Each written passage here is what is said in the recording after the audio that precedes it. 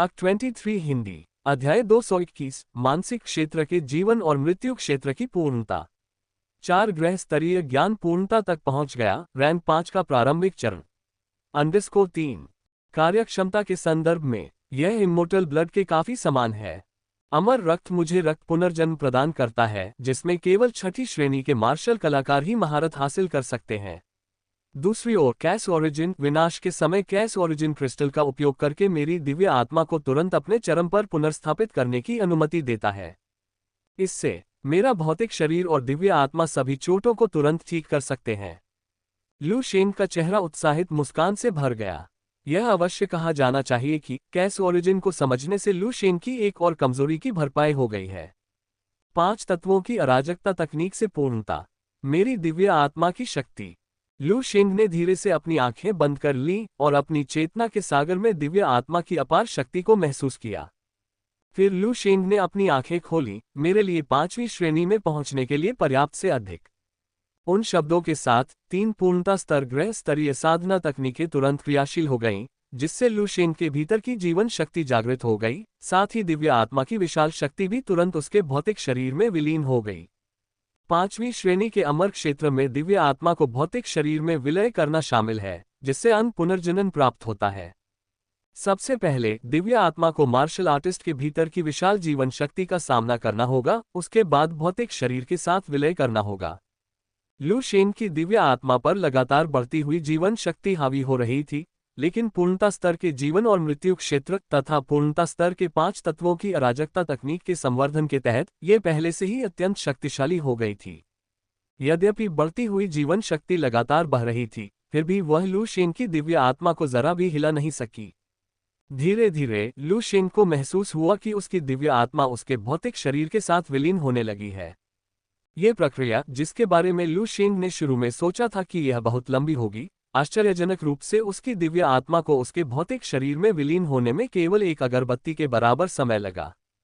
इसके तुरंत बाद लू शेंग से एक शक्तिशाली आभा फूट पड़ी, जो आसपास के शून्य में फैल गई। यह 5वीं श्रेणी का प्रारंभिक चरण है। लू शेंग ने पलकें झपकाईं, कुछ अधूरापन महसूस किया।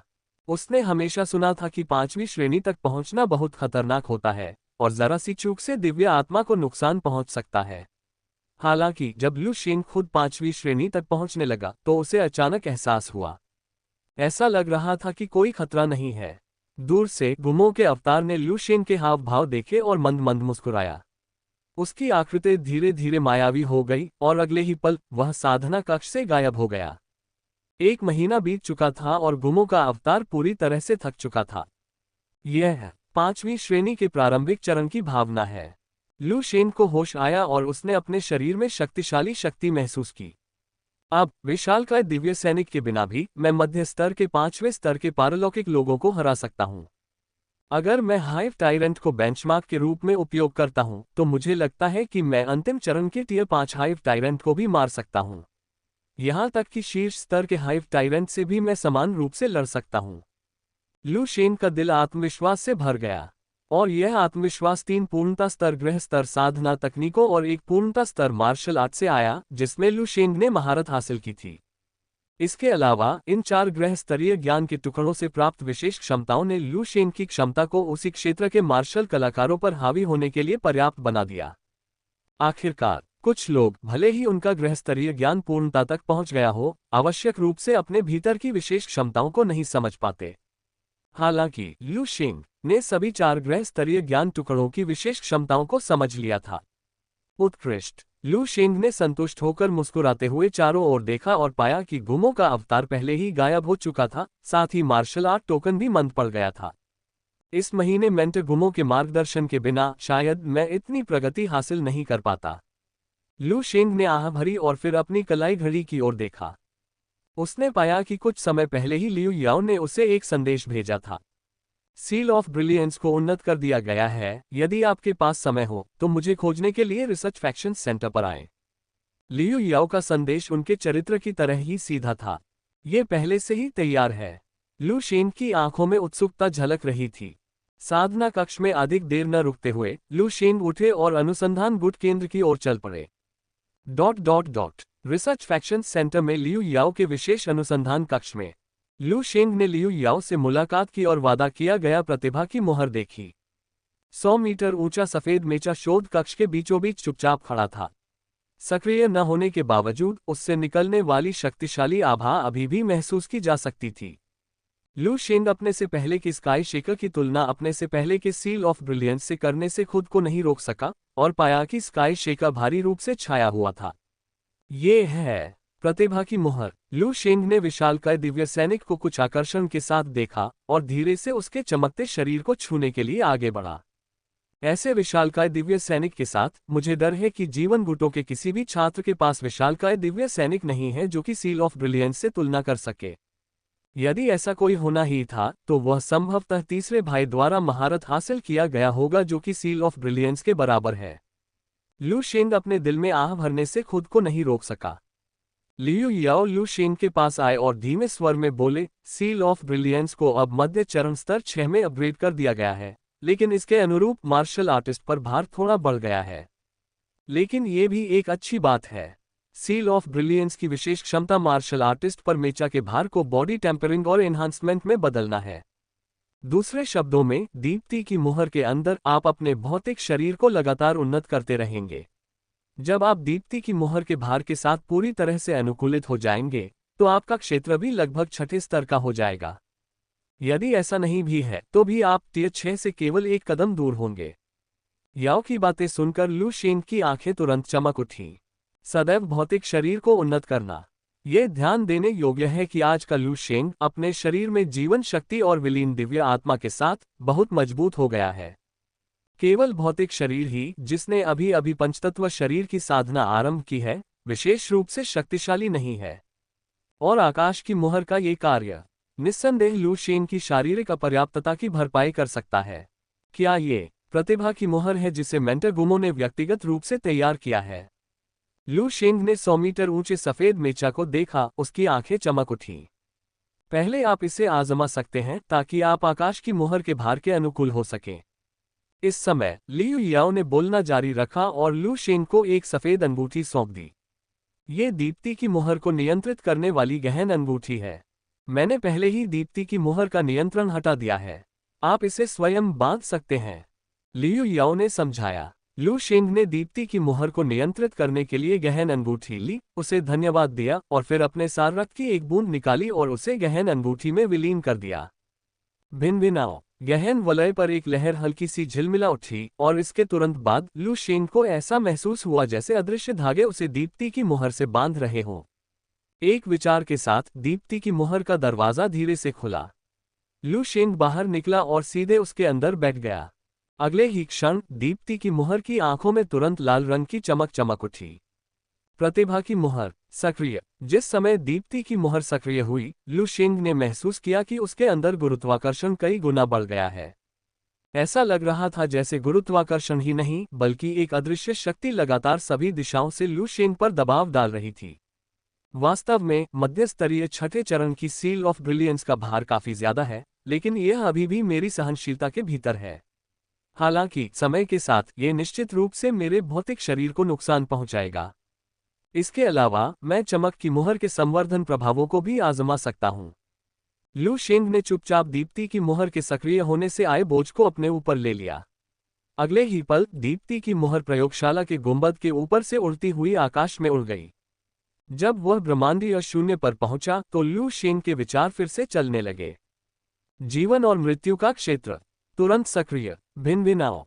काली लहरें तुरंत ही फैल गईं, ज्वार की तरह लगातार बाहर की ओर निकलती हुई। एक क्षण में ही 1 लाख मीटर के क्षेत्र को ढक लिया और यह सीमा लगातार बढ़ती गई। 1,10,000 मीटर, 1,20,000 मीटर, ... 2 लाख मीटर। जीवन और मृत्यु के क्षेत्र का कवरेज क्षेत्र अंततः 2 लाख मीटर पर रुक गया। जीवन और मृत्यु का क्षेत्र दीप्ति की मुहर के विस्तार के अंतर्गत 2 लाख मीटर की सीमा तक विस्तारित हो सकता है। इतना ही नहीं, 2 लाख मीटर दीप्ति की मुहर की सीमा नहीं है। इसके विस्तार के साथ जीवन और मृत्यु के क्षेत्र की सीमा और भी बढ़ सकती है, लेकिन 2 लाख मीटर की दूरी से भार उठाना मेरी सीमा है। इससे अधिक भार उठाने से मेरे शरीर को नुकसान पहुंचेगा। 2 लाख मीटर की इस रेंज के बावजूद मैं इसे ज्यादा से ज्यादा आधे घंटे तक ही झेल सकता हूं।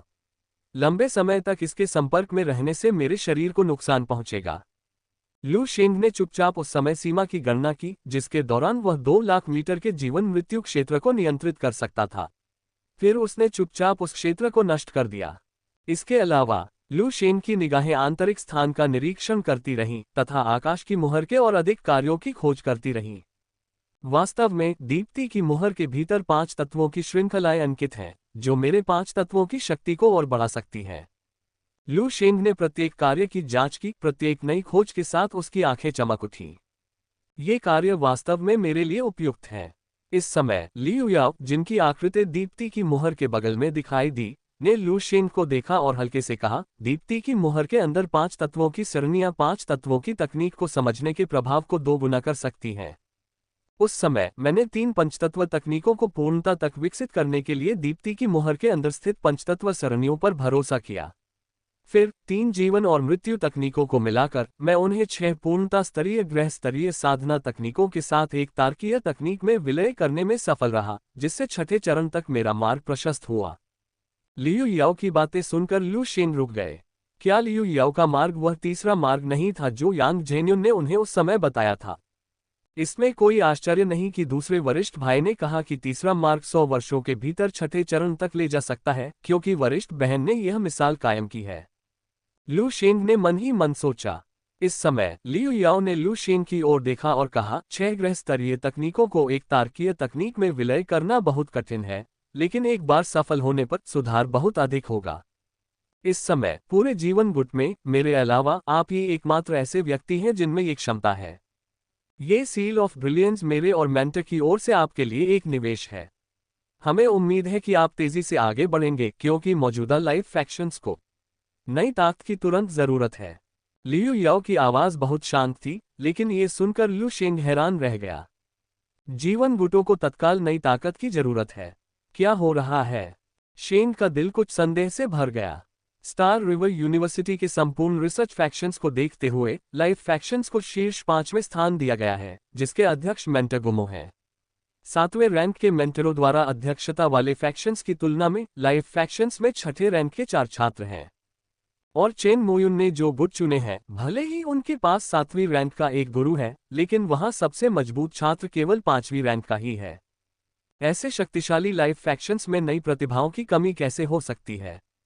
लू शेंग के मन में अनगिनत शंकाएं उभर आईं। उसने लियू याओ की तरफ देखा। हालांकि लियू याओ ने कुछ बातें साफ साफ नहीं कही थीं, फिर भी लू शेंग उन्हें महसूस कर सकता था। क्या ऐसा हो सकता है कि जीवन गुटों में कोई महत्वपूर्ण परिवर्तन होने वाला है?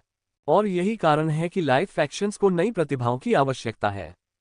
लू शेंग ने मन ही मन अनुमान लगाया, लेकिन बाहरी तौर पर वह अभी भी लियू याओ के प्रति सम्मानपूर्वक झुक रहा था। वरिष्ठ बहन, निश्चिंत रहें, मैं निश्चित रूप से लगन से प्रशिक्षण लूंगी।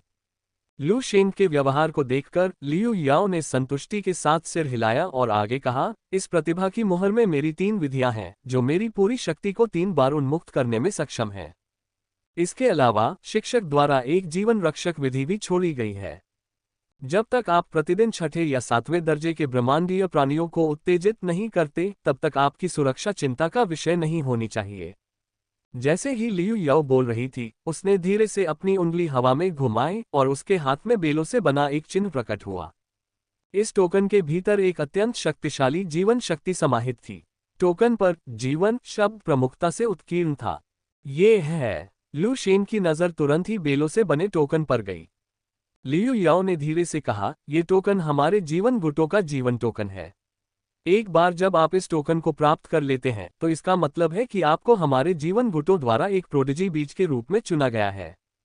जीवन गुटों में आपका अधिकार शिक्षक और हम 4 छठे दर्जे के वरिष्ठ भाइयों और बहनों के बाद दूसरे स्थान पर होगा। स्टार रिवर यूनिवर्सिटी और ह्यूमन फेडरेशन के भीतर भी आपकी हैसियत 6ठे रैंक के ट्रांसेंडेंट के बाद दूसरे नंबर पर होगी। लाइफ टोकन पर भरोसा करके आप स्टार रिवर यूनिवर्सिटी और ह्यूमन फेडरेशन के भीतर ग्रहों के भीतर छोटी छोटी ताकतों को स्वतंत्र रूप से जुटा सकते हैं। और जो व्यक्ति इस लाइफ टोकन का मालिक है, एक बार जब वह 6ठे रैंक में कदम रखता है, तो वह हमारे लाइफ गुटों का अगला 6ठे रैंक का वरिष्ठ भाई या बहन बन सकता है। अब ये तुम्हारा है। जैसे ही लियू याओ ने बात की, उसने हल्के से अपना हाथ हिलाया और बेलों से बना जीवन चिन्ह लू शेंग के सामने तैर गया। यह है वरिष्ठ बहन, ये बहुत मूल्यवान है। लू शेंग ने अपने सामने रखे जीवन चिन्ह को देखा और सम्मान से अभिभूत हो गया। छठे दर्जे के वरिष्ठ भाई बहनों के बाद दूसरा सबसे बड़ा अधिकार, यह एक बहुत बड़ा उपहार था। ये कहने की आवश्यकता नहीं है कि लू शेंग ने अभी अभी 5वीं रैंक में कदम रखा था, यहाँ तक कि लाइफ ग्रैंड प्रतियोगिता में शीर्ष 10 छात्रों के पास भी ये लाइफ टोकन होना आवश्यक नहीं है। अगर मैं तुम्हें इसे लेने के लिए कहता हूं तो ले लो। तुम अकेले नहीं हो जो इस तरह के व्यवहार का आनंद ले रहे हो। लियू याओ ने धीरे से कहा, मुझे तुमसे बहुत उम्मीदें हैं। आखिरकार तुम भी मेरे जैसे ही रास्ते पर चल रहे हो। एक बार तुम छठे रैंक तक पहुंच गए तो यांग झेन्युन और बाकी लोग शायद तुम्हारा मुकाबला न कर पाएं। तो क्या आप मुझसे वादा कर सकते हैं कि आप 100 साल के भीतर छठी रैंक हासिल कर सकते हैं? लियू याओ बोली। उसकी नज़र लू शेंग पर पड़ी, उसकी आंखों में उम्मीद और जांच का भाव था। 100 साल के भीतर? लू शेंग की आंखें नीचे झुक गईं, उसके चेहरे पर झिझक के भाव दिखाई देने लगे। लू शेंग के चेहरे पर झिझक देखकर लियू याओ की नाजुक भौहें थोड़ी सिकुड़ गईं, लेकिन जल्दी ही फिर से ढीली पड़ गईं। जैसे ही लियू याओ बोलने वाले थे, लू शेंग बोल पड़े। लू शेंग ने अपना सिर उठाया, उसके चेहरे पर मुस्कान आ गई। वरिष्ठ बहन, 100 साल? क्या ये ज्यादा लंबा समय नहीं है? लगता है मुझे 100 साल की जरूरत नहीं पड़ेगी। इन शब्दों ने लियू याओ को भी क्षण भर के लिए स्तब्ध कर दिया। उसने लू शेंग की ऐसी प्रतिक्रिया की उम्मीद नहीं की थी। आत्मविश्वास एक अच्छी चीज है। लियू याओ ने कुछ कहना चाहा, लेकिन लू शेंग को ध्यान से देखने के बाद उसकी आंखों में आश्चर्य की एक झलक दिखाई दी। अपना हाथ बढ़ाएं। लियू याओ के इरादों से अनिश्चित, लू शेंग ने आज्ञाकारी रूप से उसके निर्देशों का पालन किया।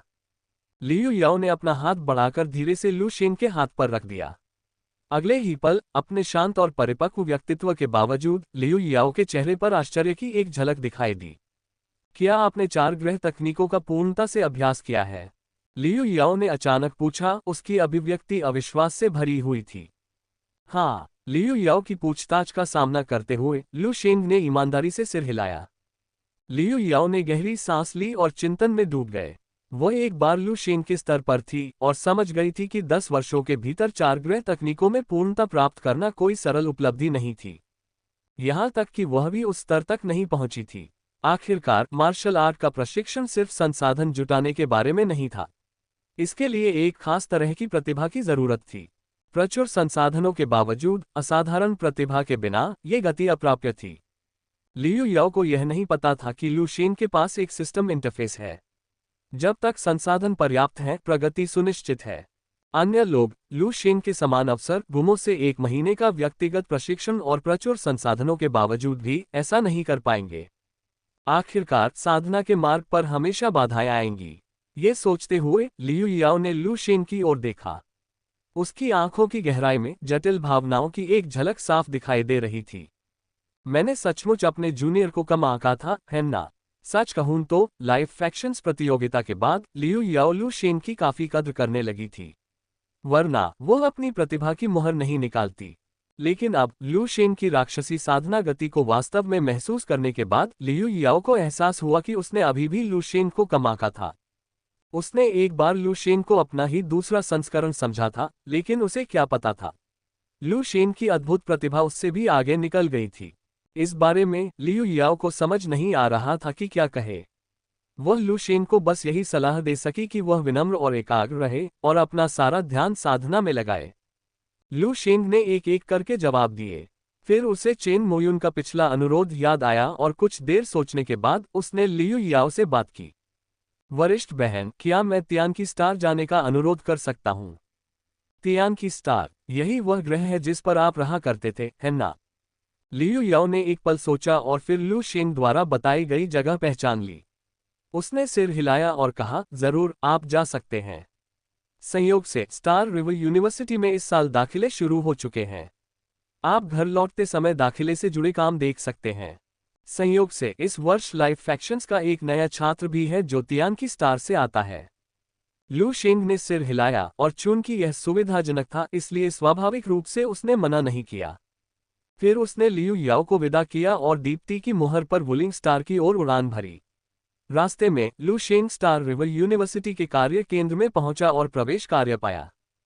क्योंकि इस कार्य में इस वर्ष स्टार रिवर विश्वविद्यालय में प्रवेश पाने वाले लगभग 7,000 छात्रों को तियानकी स्टार से विश्वविद्यालय में लाना शामिल था, इसलिए पुरस्कार काफी अधिक था, 1,000 क्रेडिट तक। ये निश्चित रूप से कई चौथे दर्जे के छात्रों को लुभाएगा, लेकिन जहां तक लू शेंग का सवाल है, उसके लिए अब 1,000 क्रेडिट ज्यादा नहीं थे। चूंकि यह काम रास्ते में था, लू शेंग ने यह कार्य स्वीकार कर लिया। इससे पहले कि लू शेंग वुलिंग स्टार पहुंचता, उसके क्लाइबेंट पर क्रेडिट ट्रांसफर का नोटिफिकेशन आ गया। लू शेंग ने देखा कि डू बाई ने उसे 2,000 क्रेडिट ट्रांसफर कर दिए थे। इसके तुरंत बाद डू बाई ने लू शेंग को बुलाया। लू शेंग ने कॉल कनेक्ट किया और डू बाई की आकृति उसके सामने प्रकट हुई। लू शेंग, तुम्हारा स्वर्ग पहुंचने वाला जहाज अपग्रेड पूरा हो गया है। तुम कभी भी आकर इसे ले सकते हो। मैं अपने घर पर तुम्हारा इंतजार कर रहा हूं। डू बाई ने लू शेंग को कुछ और कहने का मौका नहीं दिया और सीधे फोन काट दिया। लू शेंग ने अपनी भौहें थोड़ी ऊपर उठाईं। 2,000 क्रेडिट देखने के बाद उसने अपना सिर हिलाया और डू बाई के पते के निर्देशांक दर्ज किए। फिर वह दीप्ति की मुहर पर स्थित डू बाई के निवास की ओर उड़ चला। जल्द ही लू शेंग डू बाई के आवास पर पहुंचे। डू बाई बाहर आया और उसने दीप्ति की मुहर को देखा। उसकी आंखों में एक चमकदार रोशनी चमक उठी। क्या ये वही दीप्ति की मुहर है जिसका इस्तेमाल कभी सीनियर बहन ने किया था? वाह, इसमें कोई आश्चर्य की बात नहीं कि इसे ट्यूटर गुमो ने खुद डिजाइन और तैयार किया है। सिर्फ इसका रूप ही जीवन गुटों के 99% विशाल दिव्य सैनिकों को मात देने के लिए काफी है। डू बाई ने दीप्ति की मुहर की जांच की, उसकी निगाहें तीव्र गर्मी से भरी थीं। लू शेंग ने डू बाई की तरफ देखते हुए हल्के से मुस्कुराया और देखा कि डू बाई का आभामंडल अविश्वसनीय रूप से प्रबल हो गया था। पहले वह बहुत सुस्त लग रहा था, लेकिन अब उसमें जोश और स्फूर्ति झलक रही थी।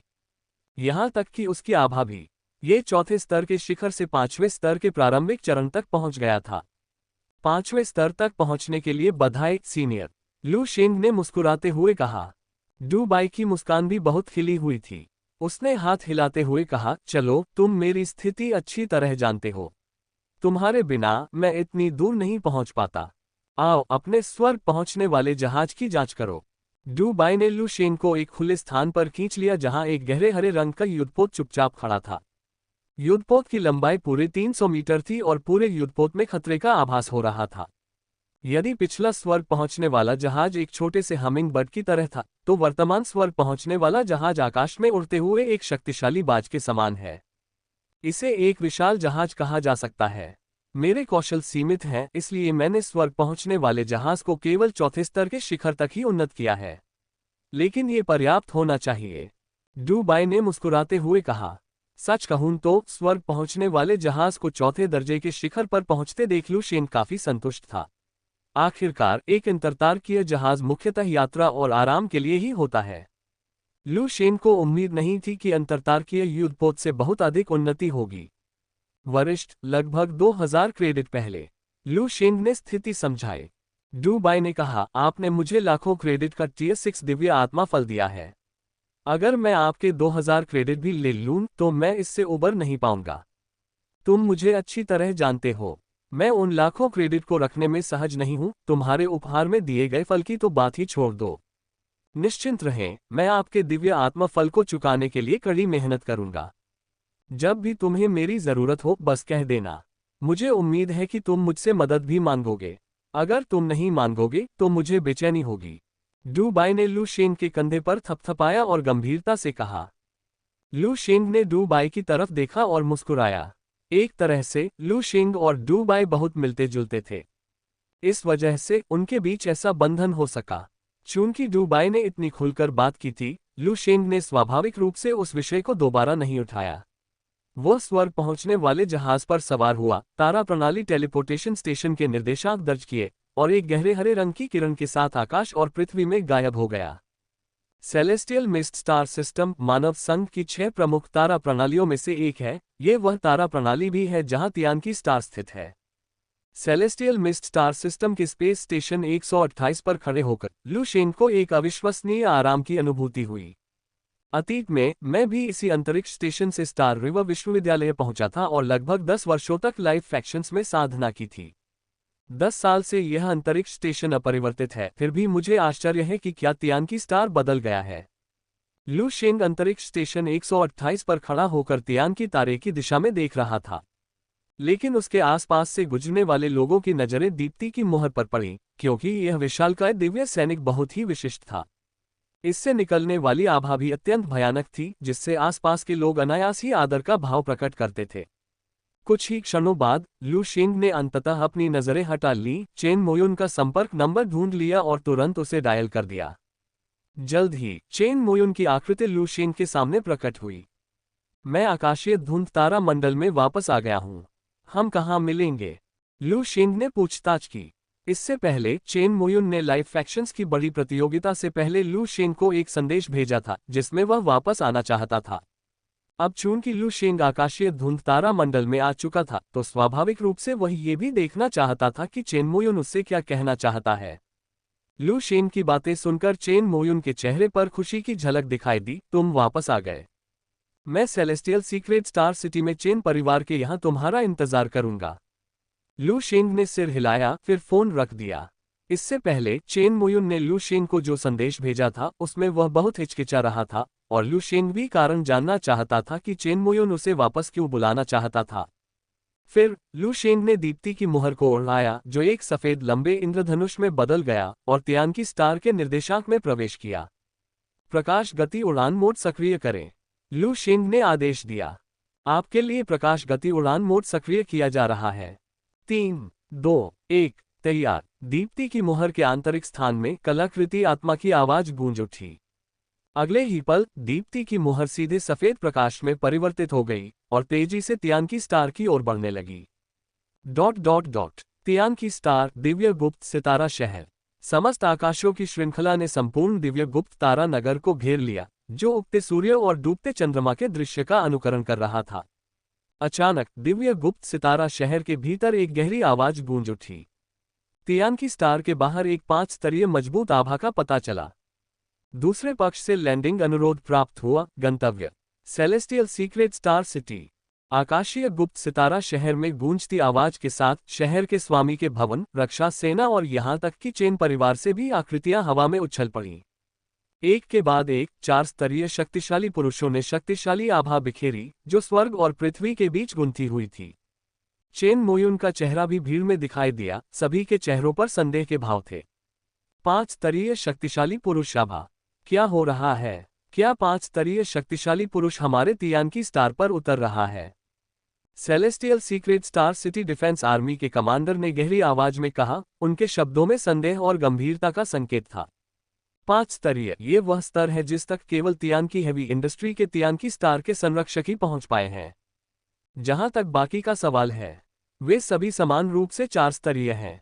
एक 5 स्तरीय बलवान व्यक्ति हमारे दिव्य गुप्त सितारा शहर पर क्यों उतर रहा है? क्या दिव्य गुप्त सितारा शहर में कुछ ऐसा है जो उसे आकर्षित करता है? दिव्य गुप्त सितारा शहर का नगर स्वामी बोलने से खुद को नहीं रोक सका। चेन परिवार के कई 4 स्तरीय मार्शल कलाकार और भी अधिक हैरान थे, ये समझने में असमर्थ थे कि दूसरा पक्ष सेलेस्टियल सीक्रेट स्टार सिटी पर क्यों उतरेगा। चेन मोयुन के चेहरे पर केवल संदेह की एक झलक दिखाई दी। एक 5 स्तरीय ताकतवर। क्या ये लू शेंग हो सकता है? नहीं, असंभव है। कम समय को देखते हुए लू शेंग संभवतः 5 स्तरीय तक कैसे पहुंच सकता है? ये हो सकता है। चेन मोयुन का दिल थोड़ा कांप उठा, बेचैनी की भावना बढ़ रही थी। इसे भूल जाओ, भले ही एक 5 स्तरीय बलवान हमारे दिव्य गुप्त सितारा शहर पर उतर रहा है, हमें उसका उचित तरीके से स्वागत करना होगा, अन्यथा हमारा पूरा तियानकी सितारा उसका विरोध करने में सक्षम नहीं हो सकता है। अंततः ये सेलेस्टियल सीक्रेट स्टार सिटी का सिटी लॉर्ड था जिसने अंतिम निर्णय लिया।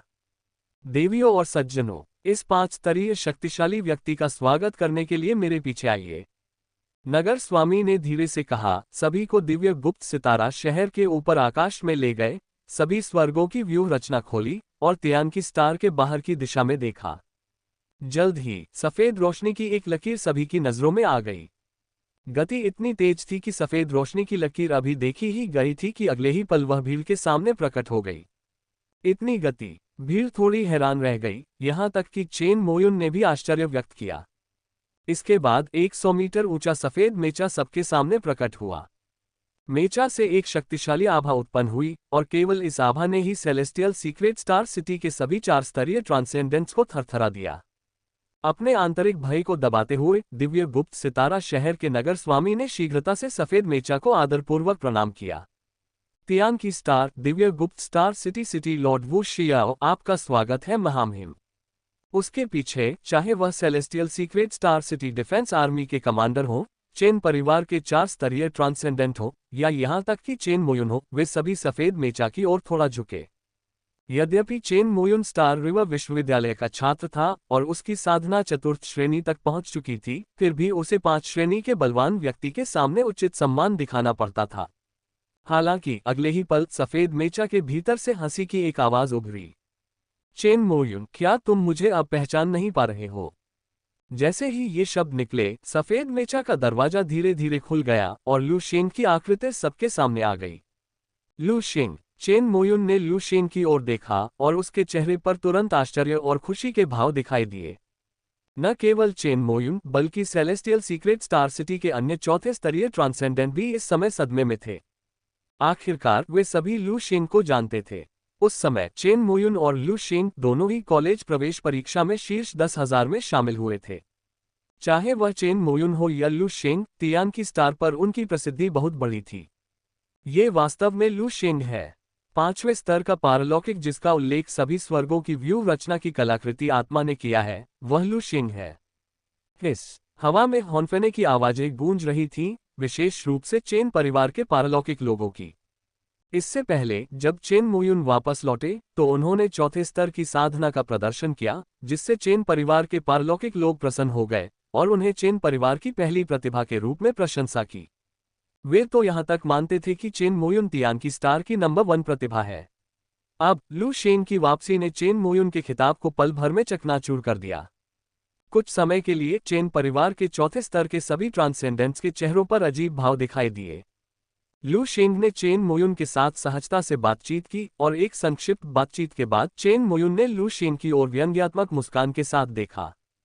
तुम और भी ज्यादा विचित्र हो गए हो। तुम वास्तव में अमर लोक में 5वीं श्रेणी के मार्शल आर्टिस्ट बन गए हो। चेन मोयुन ने थोड़ी आह भरी। रक्त युद्ध गुटों में उन्होंने 10 साल से भी कम समय में चौथे स्तर तक की साधना की थी, जिसे पहले से ही प्रतिभाशाली गति माना जाता था, लेकिन लू शेंग की तुलना में यह महत्वहीन लग रहा था। लू शेंग ने बिना कुछ कहे हल्की सी मुस्कान के साथ धीमी आवाज में कहा, आपने मुझे जो जानकारी पहले भेजी थी। चेन मोयुन ने तुरंत प्रतिक्रिया व्यक्त की।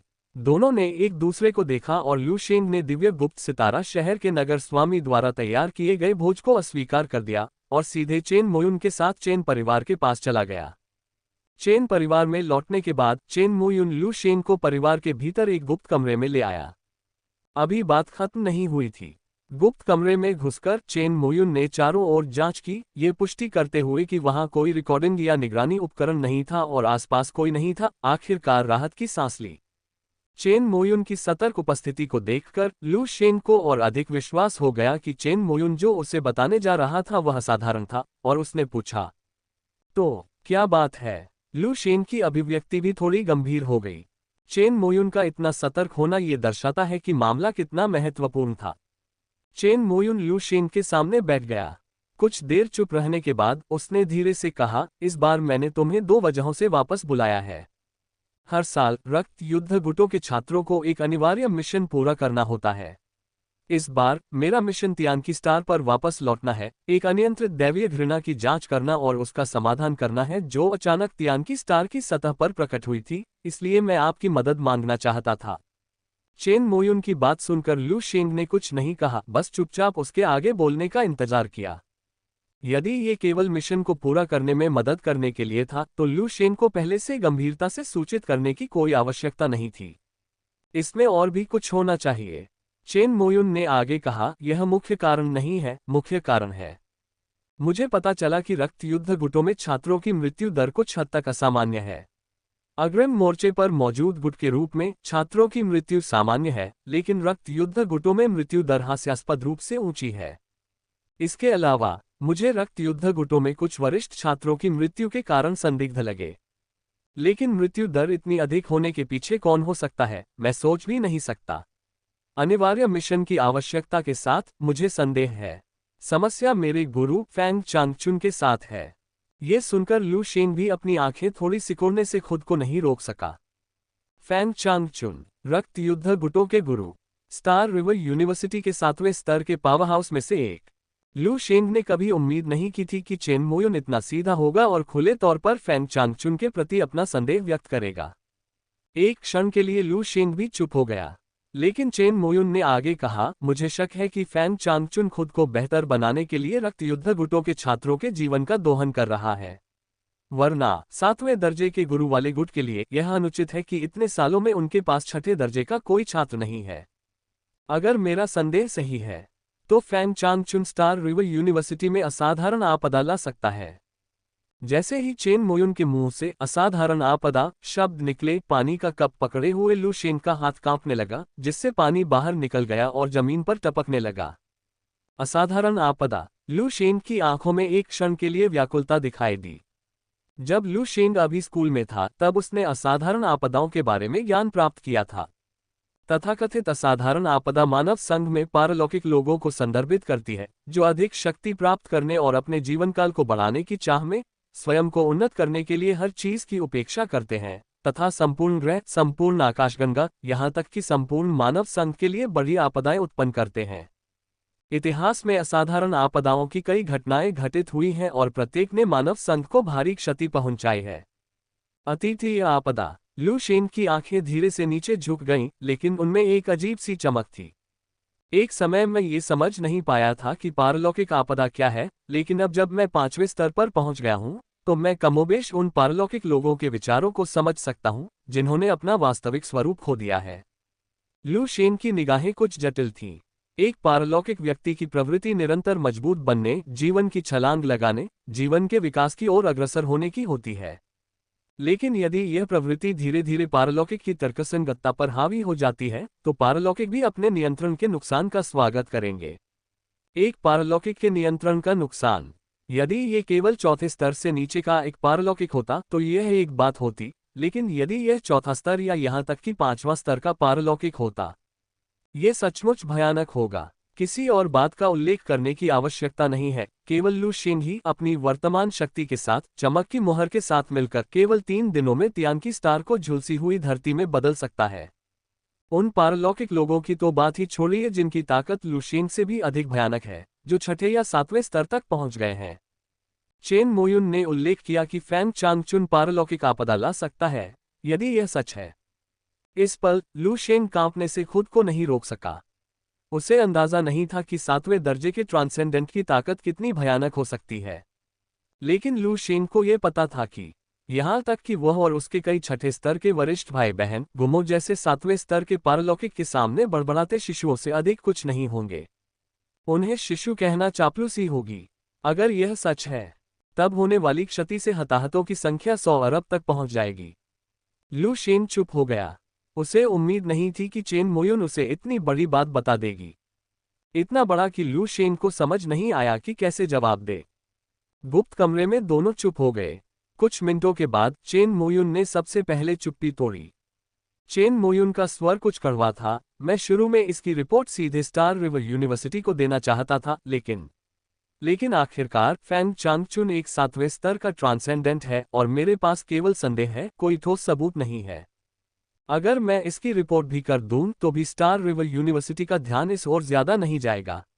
आखिरकार फैंग चांगचुन ने आकाशगंगा की अग्रिम पंक्ति में कई दोस्त बना लिए हैं और उनके लिए इस मामले को दबाना आसान है। और मैं, हो सकता है कि फैंग चांगचुन द्वारा खोज लिया जाऊं और ब्रह्मांड में धूल के कण के रूप में समाप्त हो जाऊं। लू शेंग ने चेन मोयुन की बातें बहुत अच्छी तरह समझ ली। 7वीं श्रेणी की शक्ति स्टार रिवर विश्वविद्यालय और यहाँ तक कि मानव संघ के लिए भी एक मूल्यवान संपत्ति है। केवल संदेह के आधार पर स्टार रिवर विश्वविद्यालय किसी 7वीं श्रेणी के ट्रांसेंडेंट के विरुद्ध कार्रवाई नहीं करेगा। वास्तव में, यदि साक्ष्य प्रस्तुत भी कर दिए जाएं, तो भी 7वें स्तर के ट्रांसेंडेंट से निपटना ऐसी बात नहीं होगी जिसका समाधान शीघ्रता से हो सके। तो मुझे बहुत संदेह है कि वे वरिष्ठ भाई बहन जो अचानक रक्त युद्ध गुटों में मारे गए, मेरी तरह फैंग चांगचुन या पूरे रक्त युद्ध गुटों में कुछ गड़बड़ खोज ली और जब उन्होंने इसे उजागर करने की कोशिश की तो उन्हें मार डाला गया। ये कहते हुए चेन मोयुन ने अचानक लू शेंग की ओर देखा, उसकी आंखों में पागलपन का भाव था। उसने लू शेंग का कॉलर पकड़ा और कहा, लू शेंग, ब्लड वॉर फैक्शंस में मेरा कोई दोस्त नहीं है, स्टार रिवर यूनिवर्सिटी में सिर्फ तुम ही मेरी मदद कर सकते हो। इसके बाद मैं फैंग चांगचुन और रक्त युद्ध गुटों की पूरी जांच करूंगा। इस मामले को मेरे लिए गोपनीय रखना। अगर किसी दिन तुम मुझे अचानक मृत पाओ तो फिर चाहे जो भी कारण हो, ये फैंग चांगचुन ने ही किया होगा। उस समय तक स्टार रिवर यूनिवर्सिटी को मेरे लिए इसकी सूचना दे दीजिए, क्या आप? चेन मोयुन की आवाज में विनती का भाव था। लू शेन चुप हो गया। यह मामला बहुत बड़ा था, जिसे न तो चेन मोयुन जैसा चतुर्थ श्रेणी का पारलौकिक, न ही उसके जैसा पांचवां श्रेणी का पारलौकिक व्यक्ति सुलझा सकता था। ये चेन मोयुन और उसके हस्तक्षेप के दायरे से बाहर था। एक बार इसमें शामिल होने के बाद परिणाम अप्रत्याशित थे। लेकिन चेन मोयुन को देखते हुए लू शेंग ने मन ही मन आह भरी। छोड़ो, बस मान जाओ। जब मैं लाइव फैक्शंस में वापस आऊंगा तो सीनियर सिस्टर को इसके बारे में बता दूंगा। यही मेरी सीमा होगी। मैं किसी ऐसी चीज में कैसे शामिल हो सकता हूं जिसमें 7वीं श्रेणी की शक्तियां शामिल हो? आत्म मजाक वाली मुस्कान के साथ लू शेंग ने चेन मोयुन की आंखों में देखा और सिर हिलाया। मैं आपसे वादा कर सकता हूं, लेकिन यह मामला बहुत गंभीर है। आपको इसकी जांच बंद कर देनी चाहिए, यह आपकी पहुंच से बाहर है। लू शेंग ने चेन मोयुन को मनाने की योजना बनाई। यदि आपको लगता है कि रक्त युद्ध गुट समस्या पैदा करने वाला है, तो अधिक सावधान रहें, या गुट बदल ले या स्टार रिवर यूनिवर्सिटी छोड़ दें। इन चीजों की जांच पर जोर क्यों दिया जा रहा है? शायद लू शेंग के विचारों को समझते हुए चेन मोयुन रुक गया, लेकिन उसकी आंखों का दृढ़ संकल्प डगमगाया नहीं। क्या आप जानते हैं कि मैं रक्त युद्ध गुटों में क्यों शामिल हुआ? लू शेंग ने अपना सिर हिलाया। पहले तो उसने सोचा था कि ऐसा इसलिए है क्योंकि चेन मोयुन रक्त युद्ध गुटों के माहौल के अनुकूल है, लेकिन अब लग रहा था कि कुछ गड़बड़ है। चेन मोयुन ने धीरे से कहा, चेन परिवार के कई सदस्य जो स्टार रिवर यूनिवर्सिटी में भर्ती हुए थे, अंततः ब्लड वॉर गुटों में शामिल हो गए। यहां तक कि मेरे पिता भी एक समय ब्लड वॉर फैक्शंस के छात्र थे। इसमें शामिल होने से पहले मैंने सोचा था कि मेरे पिता की मृत्यु एक सामान्य मिशन के कारण हुई थी, लेकिन जब मुझे सभी विसंगतियों का पता चला। क्या तुम्हें लगता है? चेन मोयुन ने लू शेंग की ओर देखा और एक कड़वी मुस्कान दी। क्या आपको लगता है कि मैं अब भी यह मानूंगा कि मेरे पिता की मृत्यु सचमुच सामान्य थी? क्या आपको लगता है कि चेन परिवार के सदस्यों की मौतें वास्तव में सामान्य थीं? मोयुन की आवाज ने लू शेंग को चौंका दिया। इस समय लू शेंग को अंततः समझ में आ गया कि चेन मोयुन इतना जिद्दी क्यों था।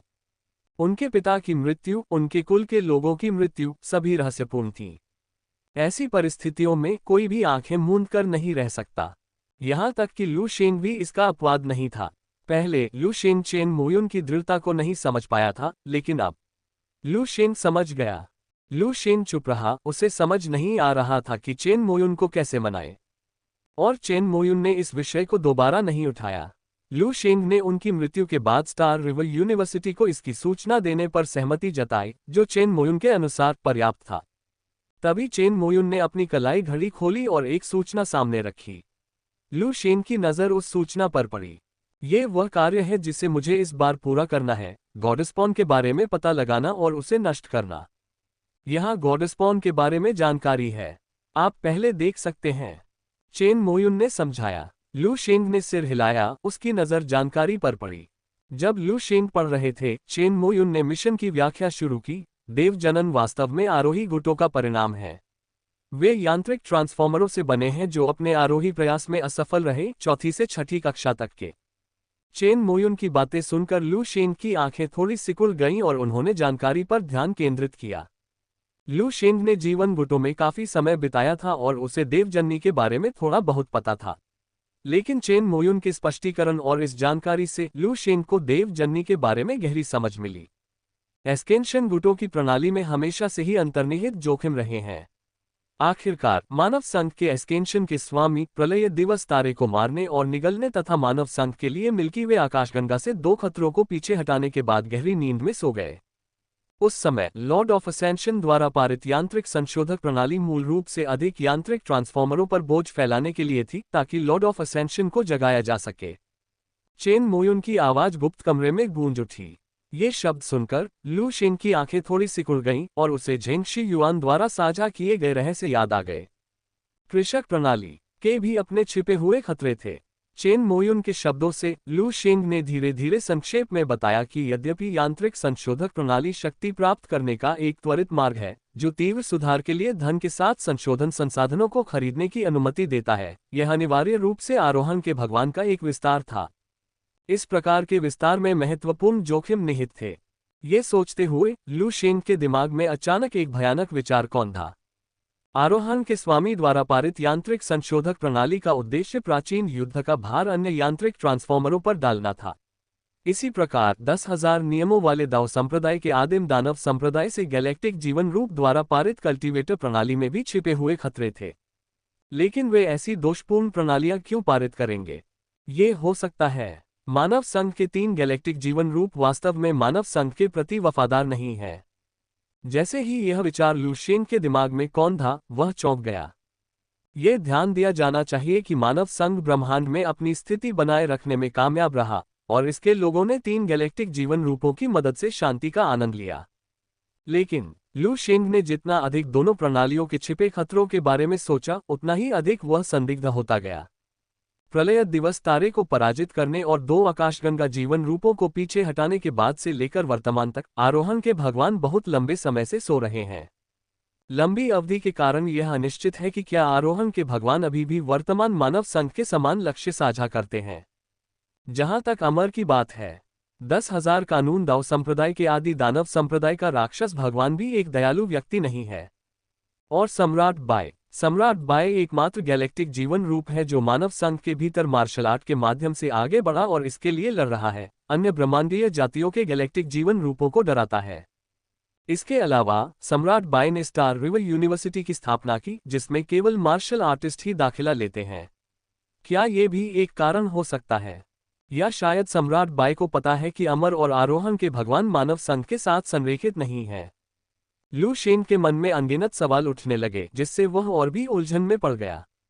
अपनी कनपटियों को रगड़ते हुए लू शेंग ने अपना सिर हिलाया और मन ही मन सोचा, चाहे जो भी कारण हो, मैं जिस मार्शल पथ पर चल रहा हूं वह मानव संघ की प्रामाणिक साधना तकनीक है। यहां तक कि 10,000 तलवार संप्रदाय के जियानजी झेंग शी युआन भी मार्शल आर्ट को बहुत सम्मान देते हैं। ये वास्तव में एक उज्ज्वल पथ है। मैकेनिकल मॉडिफायर और कल्टीवेटर सिस्टम के छिपे हुए खतरे मुझसे संबंधित नहीं हैं और मेरे नियंत्रण से परे हैं। फिर लू शेंग ने अपने विचारों को त्याग दिया और तियानकी स्टार पर देव जनन के बारे में जानकारी की सावधानीपूर्वक समीक्षा की। तियानकी स्टार पर यह गॉडस्पॉन 10 साल से है।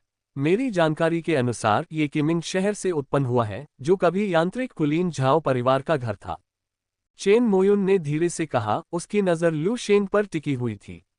वह जानता था कि लू शेंग किमिंग शहर से आया था। यहां तक कि झाओ परिवार के साथ भी कुछ संपर्क था। झाओ परिवार, लू शेंग ने जानकारी को देखते हुए और चेन मोयुन के शब्दों को सुनते हुए कुछ हद तक चकित होकर कहा। शेंग के लिए झाओ परिवार कोई नई बात नहीं थी। पहले उनके मामलों की देखरेख के लिए एक 4थे दर्जे का मैकेनिकल ट्रांसफॉर्मर था, जो पूरे किमिंग शहर में बेजोड़ प्रतिष्ठा का आनंद लेता था।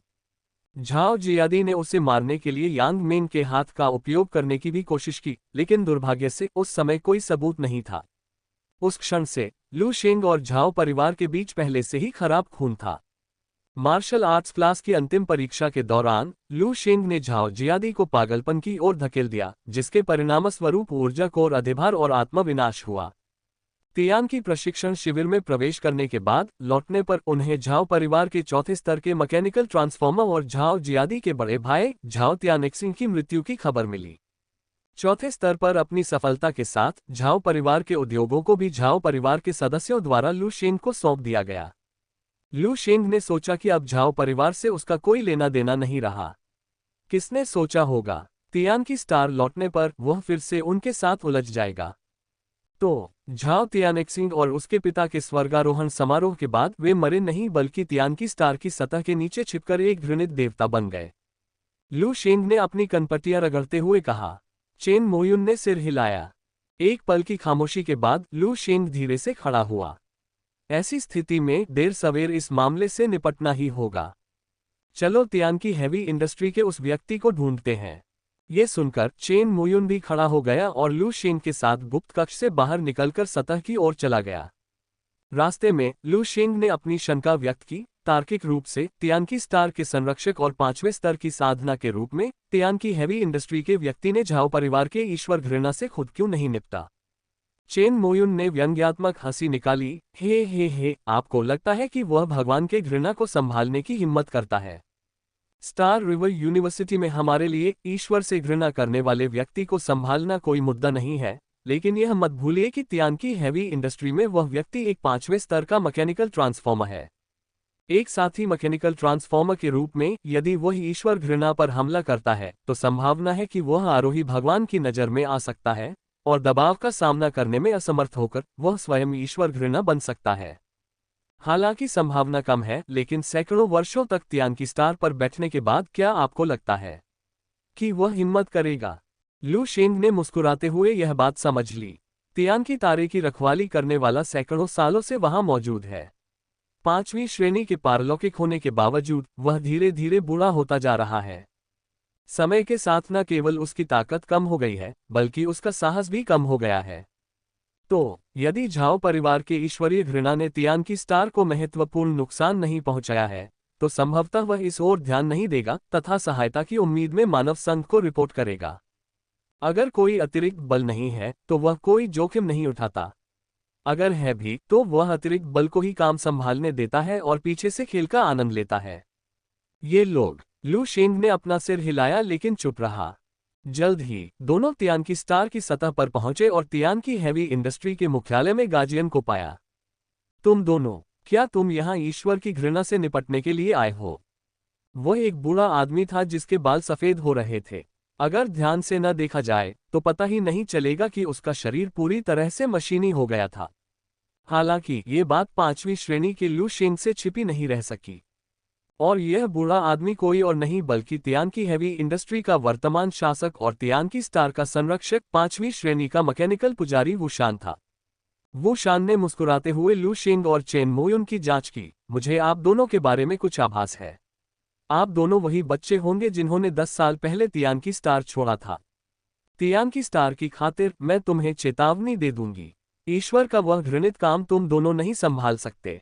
स्टार रिवर यूनिवर्सिटी को रिपोर्ट करो और दूसरों को इससे निपटने दो। अन्यथा यदि आप गलती से उस घृणित ईश्वर के हाथों में पड़ गए तो मैं आपके शवों को उठाने के लिए जिम्मेदार नहीं होऊंगा। यद्यपि वुशान ने मुस्कुराते हुए बात की, लेकिन लू शेंग और चेन मोयुन के प्रति उनके शब्दों में तिरस्कार का भाव था। वुशान की नज़र में भले ही वे दोनों कभी शीर्ष छात्र थे जो स्टार रिवर विश्वविद्यालय में शीर्ष 10,000 में शामिल हुए थे, लेकिन 10 साल बीत चुके हैं। चौथे स्तर तक पहुंचना ही उनकी सीमा होगी। वे 5वीं श्रेणी की साधना के साथ ईश्वरीय घृणा को कैसे संभाल सकते थे? ये सुनकर लू शेंग के बोलने से पहले ही चेन मोयुन ने ठंडे स्वर में जवाब दिया, संरक्षक के रूप में आप घरेलू संकटों का समाधान नहीं करते हैं, बल्कि दुश्मन को 10 साल तक तियानकी स्टार पर रहते हुए देखते हैं। आप एक संरक्षक के रूप में काफी आराम से रह रहे होंगे। बेशर्म। चेन मोयुन के उपहास ने तुरंत वुशान के क्रोध को भड़का दिया। वुशान से अचानक एक शक्तिशाली आभा उभरी। उस समय जब मैं आकाशीय धुंध तारा मंडल में विचरण करता था तब तुम अपनी मां के गर्भ में ही थे। मुझे उपदेश देने की तुम्हारी बारी कब आए? वुशान चिल्लाया और अद्वितीय 5वें स्तर की आभा तुरंत चेन मोयुन और लू शेंग की ओर ज्वार की लहर की तरह दबाव डाला, उन्हें पूरी तरह से निगलने की कोशिश कर रहा था। हालांकि लू शेंग एक पैर से थोड़ा आगे बढ़ा। उसने चेन मोयुन को वुशान की शक्तिशाली आभा से बचाया। उसके हाथ के एक झटके से लू शेंग के हाथ में एक बेल के आकार का टोकन प्रकट हो गया। टोकन को देखते ही वुशान की आंखें तुरंत सिकुड़ गईं। ये है। टोकन पर जीवन शब्द अंकित था और उससे प्रबल जीवन शक्ति निकलती थी। मैं तुम्हें अपना पूरा सहयोग करने दूंगा, कोई समस्या है क्या? लू शेंग ने धीरे से कहा। उसके शब्द वुशान के कानों में गूंज रहे थे, जिससे वुशान अनजाने में कांप उठी। 5वें स्तर के मैकेनिकल पुजारी के रूप में उन्होंने स्वाभाविक रूप से इस टोकन की उत्पत्ति को पहचान लिया।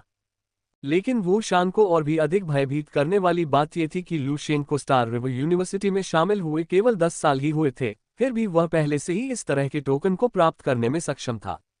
जीवन टोकन। जीवन गुटों में इसका अधिकार सलाहकारों और छठे स्तर के वरिष्ठ भाइयों और बहनों के बाद दूसरे स्थान पर है, और यहाँ तक कि स्टार रिवर विश्वविद्यालय या मानव संघ के भीतर भी ये छठे स्तर के ट्रांसेंडेंट के नीचे सर्वोच्च अधिकार रखता है।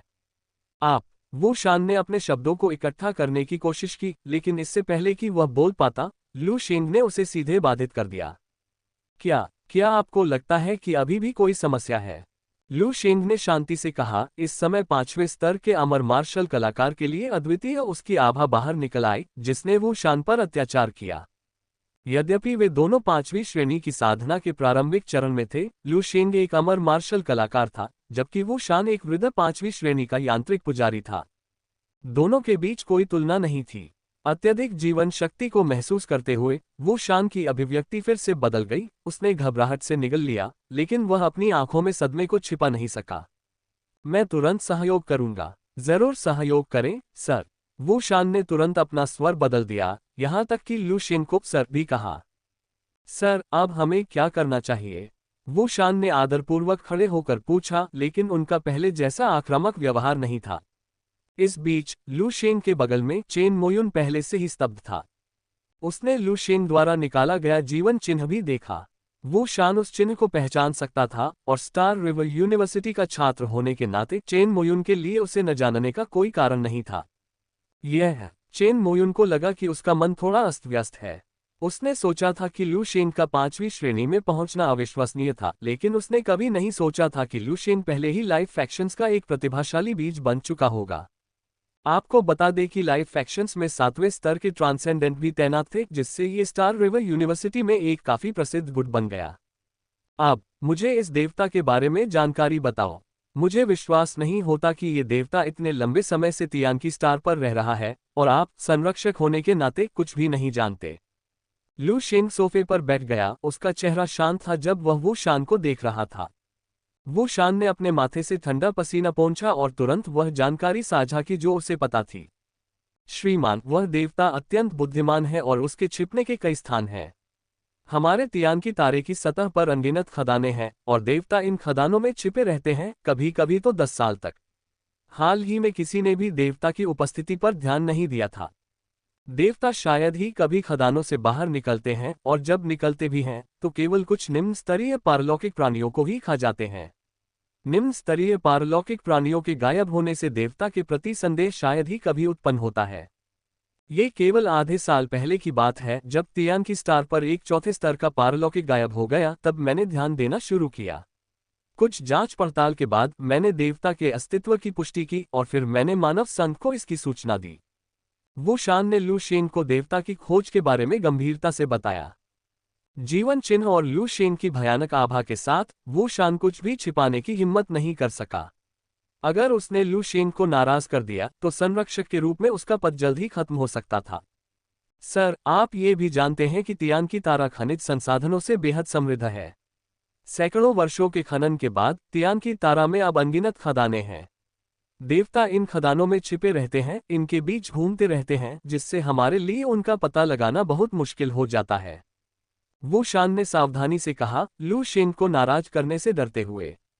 लू शेंग सोफे पर बैठ गया। चेन मोयुन को देखने से पहले एक पल के लिए विचार किया। दोनों ने एक दूसरे की आंखों में समझ देखी।